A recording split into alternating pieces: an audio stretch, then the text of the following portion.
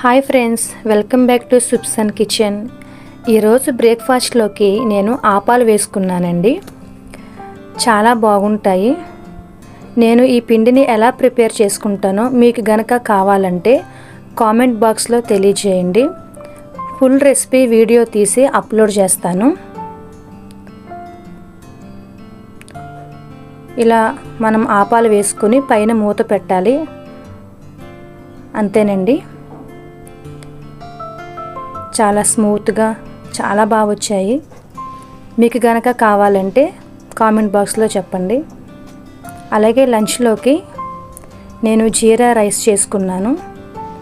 చాలామంది ఉడికించిన రైస్ తోటి చేసుకుంటారు. నేనైతే ఇలాగే చేస్తాను. మా ఇంట్లో అందరికీ ఇది చాలా ఇష్టం. అలాగే ఇందులోకి నేను రైతా కూడా చేసుకున్నాను.